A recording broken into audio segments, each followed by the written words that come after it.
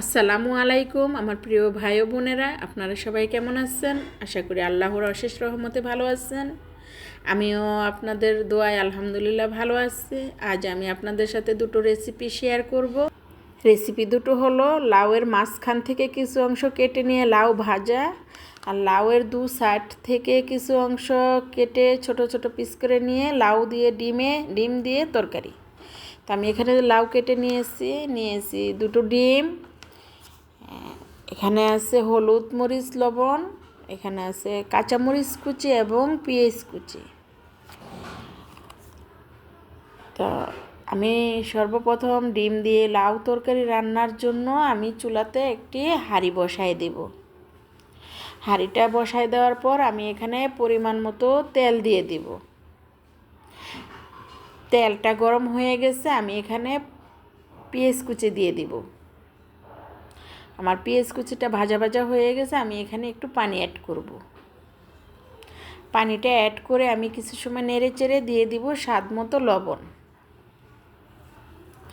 স্বাদ মতো লবণ দেওয়া হয়ে গেছে, আমি এখন পরিমাণ মতো হলুদ মরিচ দিয়ে দিব।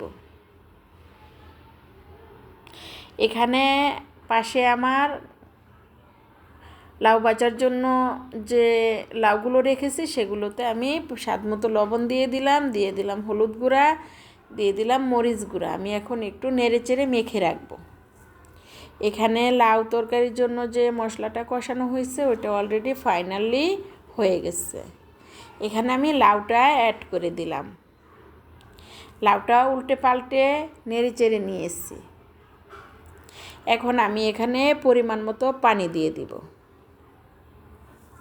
পানিটা দেয়া হয়ে গেছে, আমি এখন এখানে উল্টে পাল্টে কিছু সময় নেড়ে চেড়ে নেব।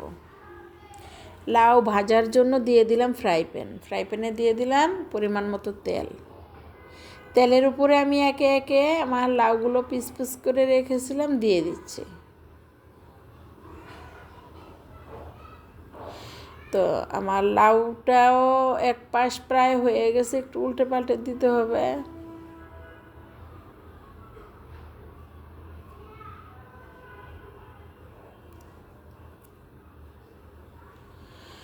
তো আমার এখানে লাউ তরকারিটা অলরেডি হয়ে গেছে। আমি দিয়ে দিব কিছুটা কাঁচামরিচ।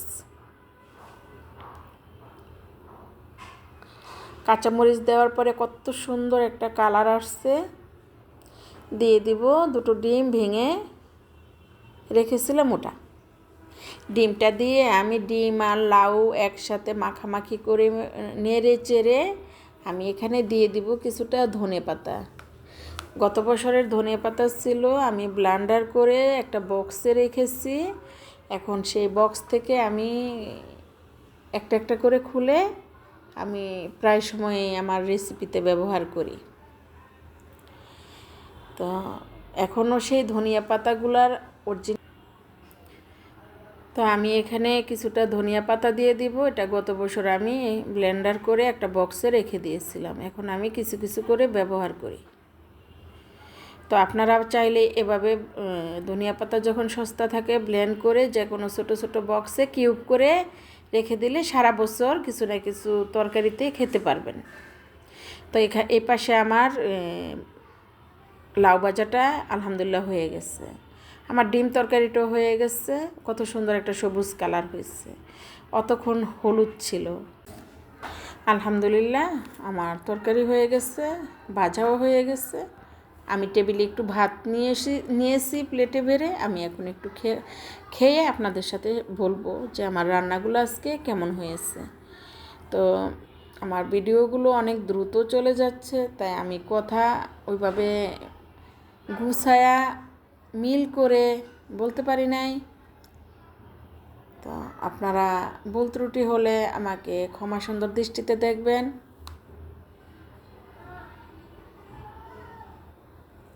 বিসমিল্লাহ। আলহামদুলিল্লাহ অনেক ভালো হয়েছে, অনেক সুন্দর হয়েছে, অনেক টেস্টি হয়েছে, আল্লাহর নেয়ামত হয়েছে।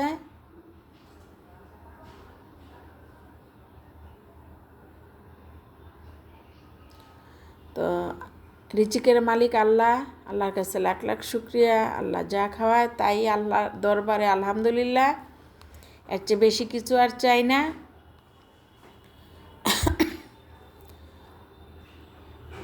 কত লোভনীয় হয়েছে। তো আমি জীবনে লাউ ভাজা অনেক খেয়েছি আলহামদুলিল্লাহ। আজকে লাউ ভাজাটা ছিল অনেক অসাধারণ, এত সুন্দর একটা ফ্লেভার ছিল লাউয়ের,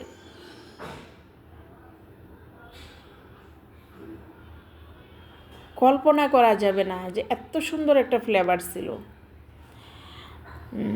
আপনারা তো দূর দূরান্তে থাকেন, কাউকেই ওইভাবে কিছুই করতে পারি না, তবে সবার জন্য দোয়া এবং ভালোবাসা রাখি ইনশাল্লাহ সর্বদাই, যেন সবাই ভালো থাকে, সুন্দর থাকে, সুস্থ থাকে, ছেলে মেয়ে মা বাবা ভাই বোন ফ্যামিলি নিয়ে যেন আলহামদুলিল্লাহ সুখে শান্তিতে জীবনযাপন করতে পারে, আমি সেই কামনাই করি।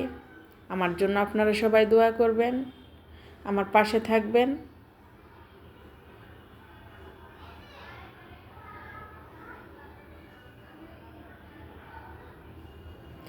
তো আপনারা না থাকলে আমার এই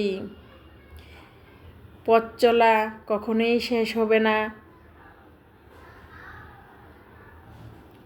অনেক টেস্টি হয়েছে লাউ তরকারিটা, তবে লাউটাই ভালো ছিল, আমার রান্না না, ঠিক আছে, আমার রান্না না, লাউটাই অনেক ভালো ছিল, এটাই সবার আগে বলতে হবে। তো লাউটা অসাধারণ ছিল। তো আমার খাবারটা আমি আজকে এখানেই শেষ করব। আপনারা সবাই সুন্দর থাকবেন, সুস্থ থাকবেন, ভালো থাকবেন, নিজের প্রতি যত্ন নেবেন, আর আমার জন্য দোয়া করবেন। আল্লাহ হাফেজ।